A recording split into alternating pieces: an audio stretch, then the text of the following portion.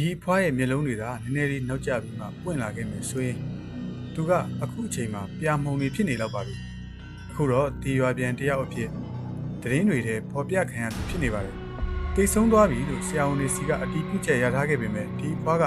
မိတကြိုကန်ဒီမှာမှပြန်လည်ရှင်သန်လာခဲ့သူပါမိတကြိုတော့မဲ့ဆဲဆဲအခေါင်းဖွင့်တဲ့အခါအဖွားရဲ့မျက်လုံးတွေပွင့်နေတာကြောင့်ဇာပနစီစဉ်သူတွေနဲ့မိသားစုဝင်တွေအလန့်တကြားပြန်လည်စစ်ဆေးမှုတွေလုပ်ခဲ့ကြရတာပါမြန်မာသမိုင်းနဲ့မစိမ့်လာတဲ့ထိုင်းနိုင်ငံပိတ်စနုလောက်မျိုးကဒီအဖွားဟာအသက်65နှစ်ရှိပါပြီ။အုံနောက်ကင်ဆာရောဂါခံစားနေရတဲ့သူကိုလွန်ခဲ့တဲ့2ရက်အကြာနိုဝင်ဘာ22ရက်ညပိုင်းမှာတည်ဆုံသွားပြီလို့ဆရာဝန်တွေကအတည်ပြုခဲ့ကြပါတယ်။အဲဒီနောက်မိသားစုကသူ့ရဲ့ရုပ်အလောင်းကိုလှူဒန်းဖို့ဘန်ကောက်မြို့ကဆေးရုံတရုံနဲ့ချိတ်ဆက်ခဲ့ကြပါတယ်။ဒါပေမဲ့ဆေးရုံကတော့အဲဒီလှူဒန်းမှုကိုလက်မခံခဲ့ပါဘူး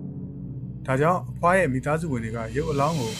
နိုဝင်ဘာ23ရက်မှာမိတကြိုကိုစီစဉ်ခဲ့ကြပါတယ်။အဲဒီလိုမိတကြိုကိုစီစဉ်နေတုန်းမှာပဲအဖွားရဲ့မျက်လုံးတွေပွင့်နေတာ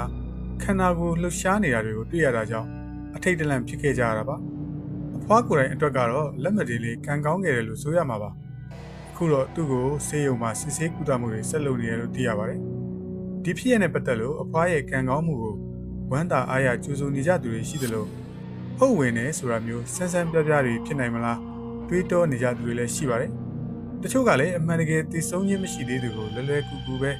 တည်ဆုံးရောက်အတည်ပြုပေးလိုက်ရမလားဆိုပြီးဆရာဝန်တွေကိုဝေဖန်နေကြပါတယ်။ကျွန်တော်တို့နိုင်ငံမှာလည်းလွန်ခဲ့တဲ့10စုနှစ်2ခုလောက်ကာလတွေကအထိအခုလိုအဖြစ်မျိုးဟာပုံဝင်နေဆိုတဲ့ပရလောကဇလန်းဆန်ဆန်မျိုးတွေဖြစ်သွားခဲ့ကြရတာပါ။အခုလည်းအဲ့ဒီလိုတွေးနေသူတွေရှိနေနိုင်ပါသေးတယ်။မိတ်ဆွေတွေရောဘယ်လိုထင်လဲ။ပုံဝင်နေဆိုတဲ့ဇလန်းတွေတေရွာပြန်ဇလန်းတွေကြားဘူးကြုံမှုခဲ့ကြရင်မျှဝေသွားလို့ရပါတယ်